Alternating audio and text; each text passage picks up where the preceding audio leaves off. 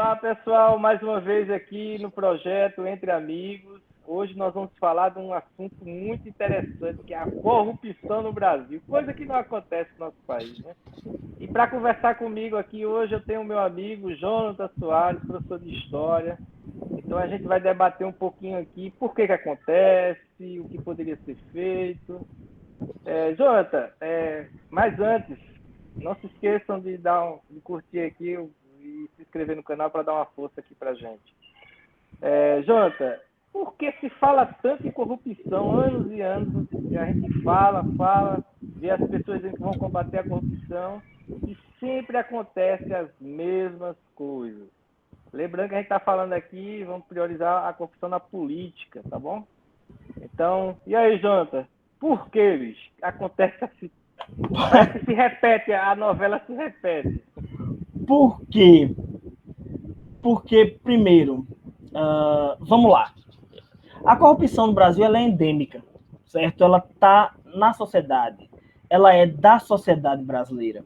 Em todo caso, ela é uma característica brasileira.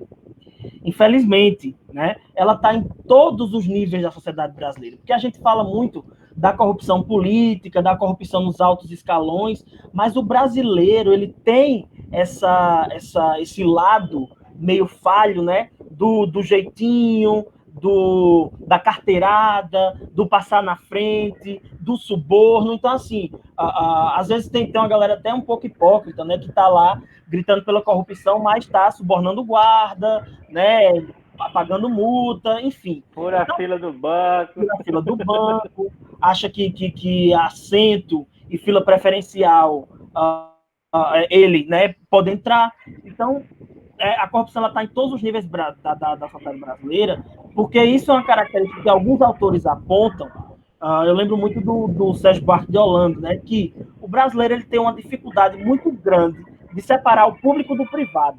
A população brasileira, do modo geral, acha que porque a coisa é pública, então vale vandalizar, vale quebrar, porque é público, não é meu. Né? A população brasileira não se reconhece no público. E, ao mesmo tempo, os gestores da coisa pública, né, acham que aquilo é deles, que aquilo é a extensão do seu poder particular. Né? Isso é histórico no Brasil. Então, a gente tem essa dificuldade de separar o público do privado, e talvez seja por isso que a corrupção ocorra assim, em vários níveis diferentes, que a gente tem que deixar claro. Agora, você perguntou por que a corrupção é tão falada há muitos anos e ninguém faz nada para combater. Porque a corrupção é um boneco de farinha, é um fantasma para eleger determinados tipos de políticos, que se colocam como o paladino da justiça, da moralidade, da ordem, que de tempos em tempos aparece um discurso desse na sociedade brasileira. Então você teve, na década de 60, o Jânio Quadros, que veio com esse mesmo discurso, que ia varrer a corrupção do governo brasileiro, da imoralidade, né, e o símbolo da campanha Nova Vassoura. Aí em 92, em 90, né, 89, 90, o Collor, com um discurso igual. Né, o Collor e acabar com os marajás.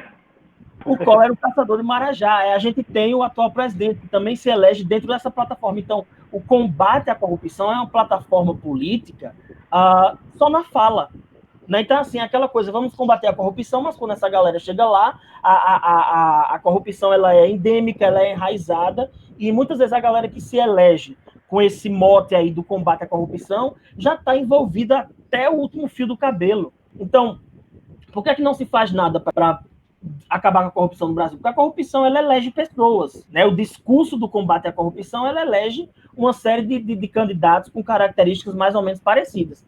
Então, a corrupção ela é endêmica, ela ocorre em diversos níveis na sociedade brasileira, porque o brasileiro tem sim essa dificuldade em separar o público do privado. A história do Brasil recente está cheia de exemplos disso, né? Dessa linha meio nublada aí entre o público e o privado, desse jeitinho brasileiro das pessoas entenderem que o privilégio que fulano teve, a educação ou a escolarização, não digo nem a educação, o privilégio que alguém teve a escolarização garante a ele uma posição superior na sociedade. Então, a pandemia, né, escancarou um pouco isso. É o caso da galera que acha que está acima da cidadania, por exemplo, que está acima do pacto social, então cidadão não, engenheiro civil formado melhor do que você, né? Então tem uma mentalidade no Brasil das pessoas se entenderem, de gente que se entende acima do pacto social, de gente que se entende acima da cidadania.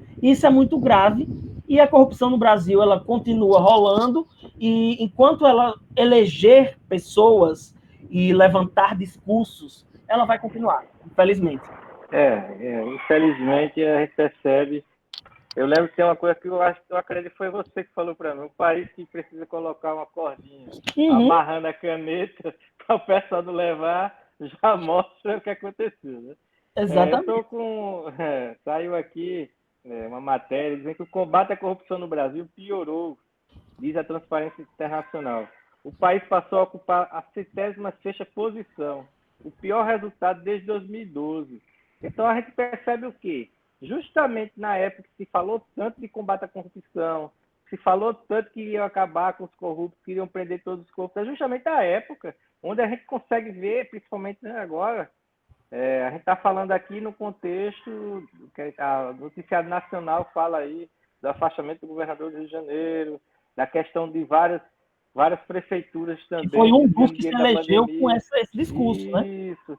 Então as pessoas, parece até brincadeira, assim, quanto mais fala que vai combater a corrupção, mais podre está ali enraizada a corrupção dentro daquelas pessoas que dizem que vão combater aquilo lá.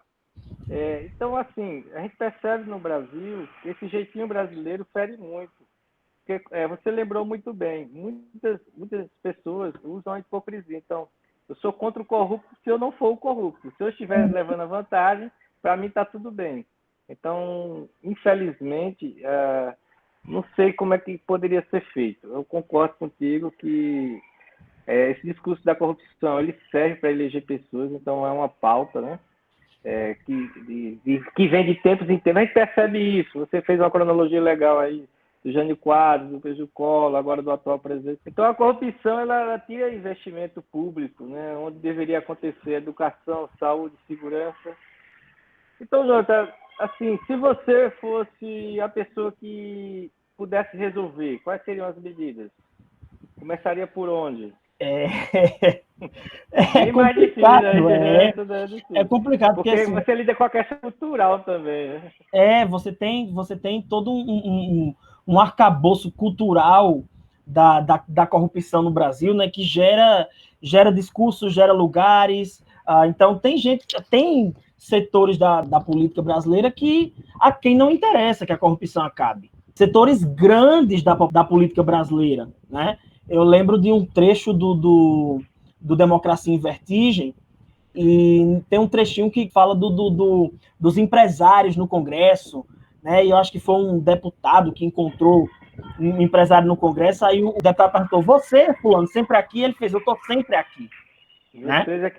Vocês é que passam, a gente está aqui. Então tem uma série de interesses assim muito escusos, alguns interesses são mais escancarados, outros menos, mas existe uma parcela gigantesca do empresariado brasileiro, do grande empresariado brasileiro e da política brasileira, a quem não interessa que a corrupção acabe. Então, algumas medidas que já foram tomadas por outros governos, por exemplo, foram encaradas como fortalecimento dos órgãos de investigação e de inteligência, que, em todo caso, é o que se tentou fazer há uns anos aí, né? A independência, a autonomia da PF, aquela coisa toda, e aí isso, na época, foi encarado como... foi dado bem mais poder ao Ministério Público, só que infelizmente, né, parece que não está dando muito certo, assim, não. A gente precisa entender que é preciso haver um preparo também para que essas instituições tenham essa autonomia, né?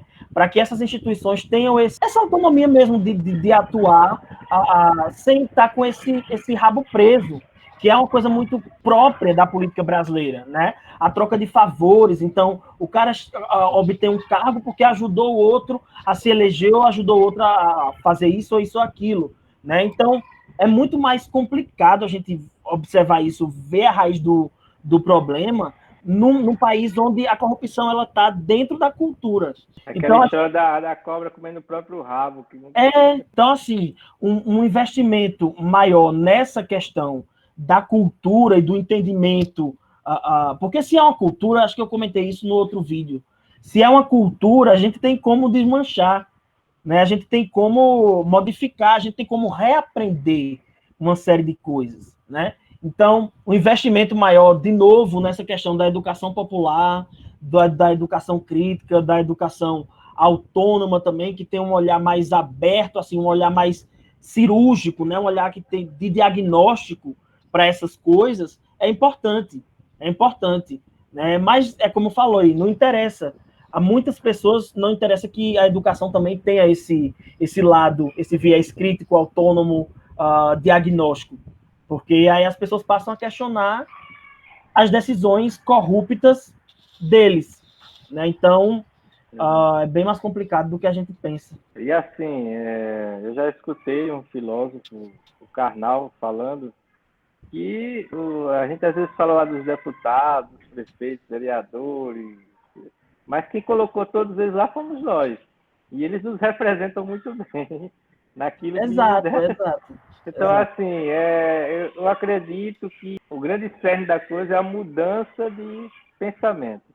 Então, na hora do voto, não votar em discurso vazio, votar baseado na historiografia da pessoa, da biografia da pessoa, fazer um paralelo. Então, a gente perceber quem quer ali um projeto de poder, quem está ali só para garantir o seu. Então, é muito fácil perceber. É porque as pessoas elas estão preocupadas com tantas outras coisas que deixam passar. Né? E que é uma coisa também assim, que a gente tem político lá. A ideia de que é para ser rápido, é para ser já. Então, o combate à corrupção tem que ser assim, esse governo eu vou votar porque ele vai acabar com a corrupção no Brasil, que nem, né? Esse governo é o governo que vai varrer a corrupção, que vai acabar com a mamata. Ó, a gente está falando de uma mentalidade. Então, se é uma mentalidade que está enraizada no Brasil, né? Se é uma mentalidade que está enraizada no brasileiro, da troca de favores, do jeitinho, da confusão entre público e privado, não é um período... em história a gente tem isso, né? Um período de curta, de longa e de média duração. Não é um período de curta duração como é um governo que vai mudar uma mentalidade tão enraizada quanto essa no Brasil. Então, é sim um trabalho de formiguinha, que a gente está começando, que a gente vai... O problema é que no Brasil, sempre que se tem um trabalho nesse sentido, de ou acabar a corrupção, ou de emancipar a população, de diminuição da pobreza, tem uma quebra.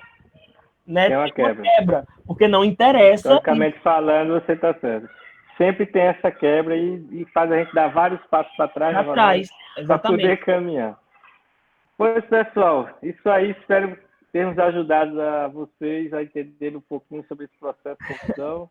Muito obrigado ao companheiro Jonathan e até a próxima. Tchau.